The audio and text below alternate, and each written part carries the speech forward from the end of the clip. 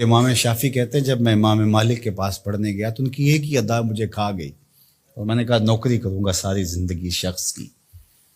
محدث جب روایت کرتے ہیں تو سند کو جب صحابی تک لے جاتے ہیں اور پھر صحابی کہتے ہیں کالا کالا رسول اللہ صلی اللہ علیہ وسلم کہ حضور علیہ السلام نے فرمایا، اللہ اکبر۔ تو امام مالک جب حضور علیہ السلام کی حدیث بیان کرتے تو حضور کے روضے کی طرف اشارہ کر کے کہتے اس قبر منور کے مکین کا یہ فرمان، اس بقائے نور کے باسی نے یہ کہا ہے۔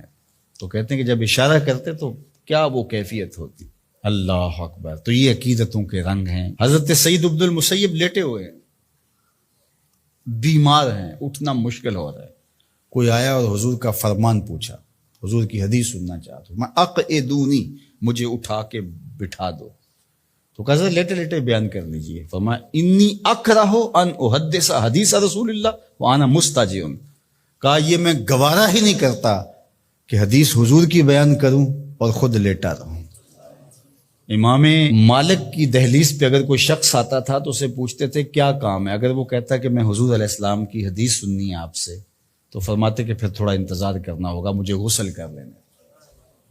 غسل کرتے، خوشبو لگاتے، تخت بچھ جاتا، بخور سلگھا دیا جاتا، پھر اس کو بٹھاتے اپنے سامنے، کہا اب پوچھ اور میں تمہیں حضور کا فرمان سنا۔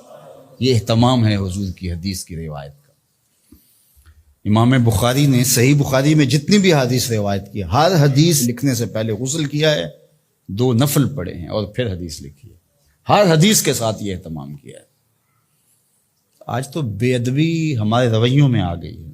وہ ایک زمانہ تھا کہ ایک شاعر حضور کے روضہ انور پہ گیا تو پرانی مسجد نبوی کی تصویریں آج کل تو دستیاب ہیں، آپ اس کو دیکھ سکتے ہیں۔ 2 کھجوریں تھی گنبد خضرا کے ساتھ، تو اس شاعر نے 2 کھجوروں کو حضور کے روضہ انور کے سامنے کھڑے ہوئے دیکھا تو اس نے اپنے انداز سے نظم کیا کہ کب ہیں درخت گنبد شہ والا کے سامنے، مجنوں کھڑے ہیں خیمہ لیلا کے سامنے۔ لوگوں نے کہا کمال کر دیا، کیسا تخیل پیش کیا۔ تو اگرچہ استعارتاً استعمال کیا کہ جس طرح لیلا کے خیمے کے آگے مجنوں کھڑے ہوتے ہیں، یہاں حضور کے روضے کے سامنے یہ 2 کھجور کے درخت کھڑے۔ تو ان دنوں میں اعلیٰ حضرت امام اہل محبت امام شاہ احمد رضا خان فاضل بریلوی بھی وہاں موجود تھے۔ تو کسی نے جا کے ان کو یہ شعر سنایا تو آپ کی رگے غیرت اور رگے حمیت بھڑک اٹھی۔ آپ نے فرمایا اس کو بلایا گیا، کہا کہ تیری جرت کیسے ہوئی کہ میرے رسول کے روضے کو لیلا کے خیمے سے تشبیہ دے۔ نے کہا حضور میری تو توجہ ادھر نہیں گئی، میں نے تو استعارتاً بات کر دی۔ تو کہا کہ تمہارا پہلا مصرع تو ٹھیک ہے لیکن دوسرے میں اصلاح دیتا ہوں۔ اس نے کہا ارشاد تو آپ نے اصلاح دی۔ اس نے کہا تھا کب ہیں درخت گنبد شہ والا کے سامنے، مجنوں کھڑے ہیں خیمہ لیلا کے سامنے۔